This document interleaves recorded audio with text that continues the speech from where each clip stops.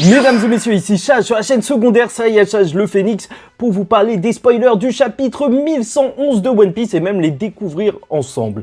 Parce que voilà, le premier résumé est sorti, le résumé assez bref où il manque beaucoup d'informations, mais je préfère vous parler de ça étant donné que sinon il y a la review sur la chaîne principale. Donc pourquoi détailler des spoilers alors qu'on n'a pas les images? Donc voilà, là le premier résumé pour voir de quoi on va parler et normalement s'en suivra 3 semaines de pause pour One Piece. N'hésitez pas à me dire ce que vous en pensez, mais moi déjà je trouve que c'est plus ou moins justifié parce que ces derniers temps je me rendais compte que les chapitres de One Piece étaient beaux.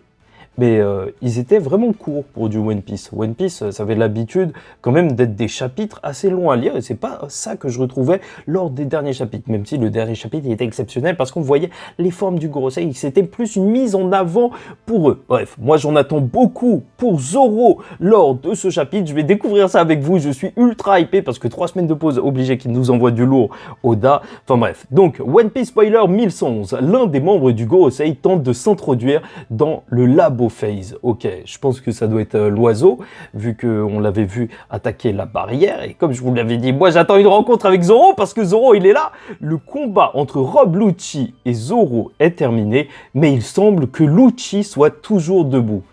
Ah déjà ça change la donne. Hein. Franchement je pensais qu'il était KO. Ok. Le combat entre Luffy et le Gorosei se poursuit.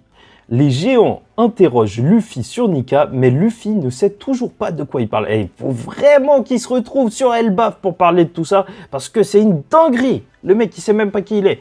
Warcury lance une gigantesque vague de haki qui désoriente Luffy de façon amusante. Eh mais ça se trouve qu'ils ont un haki vraiment supérieur même. Hein. Parce que je sais même pas si, de mémoire, j'ai déjà vu ça. Un mec avec le haki des rois est désorienté par une vague de haki. C'est un truc de fou.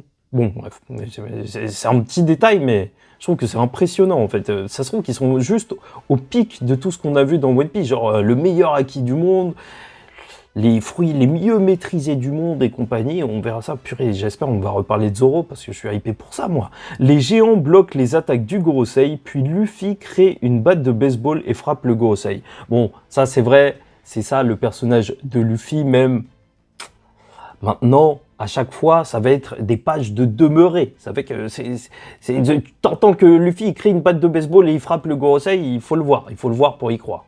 Donc, les chapeaux de paille courent vers les navires des géants pour s'échapper.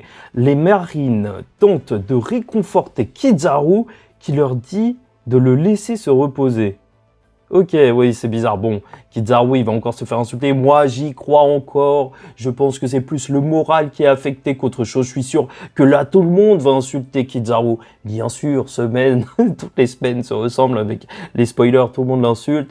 Mais après, à chaque fois qu'on voit les cases, il est un petit peu bizarre, tu vois. C'est pas en mode il est plus en mode je sais pas si t'as capté la différence. Bref, il est triste. À la fin du chapitre, le géant robot se réveille complètement et ses premiers mots sont « Je suis désolé, Joy Boy ». Ses premiers mots sont « Je suis désolé, Joy Boy ». Alors, je sais pas pour vous, mais je suis extrêmement choqué. Déjà, en fait, je m'attendais pas du tout à ce que ce soit un robot qui parle. Mais là, carrément, mais Joy Boy, il a fait quoi aux gens ? Comment ça se fait? Il y a un éléphant, il a puni un éléphant, il y a un robot qui s'excuse envers Joyman, mais qu'est-ce qui s'est passé? Ça devient de plus en plus mystérieux.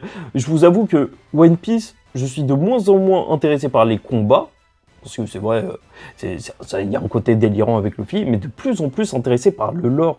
Là, Oda, il m'intéresse de plus en plus pour l'histoire globale de One Piece. Et c'est peut-être tant mieux, ou tant pis, je sais pas pour vous. Enfin bref, n'hésitez pas à me dire ce que vous en pensez en commentaire. C'est assez léger pour l'instant, mais comme d'habitude, ce sont les premiers spoils. Dites-moi ce que vous en pensez. Je suis déçu que Zoro ne se soit pas fait tuer ou un truc de fou. Après, sait-on jamais, ça se trouve que c'est le début d'un grand enchaînement pour Zoro, et c'est pour ça que c'est le chapitre 1111, et que sa prime, c'est 1,111 milliard de BR. Enfin, j'espère, parce que sinon, c'est dommage de passer à côté de ça, alors que Oda, il aime autant les chiffres.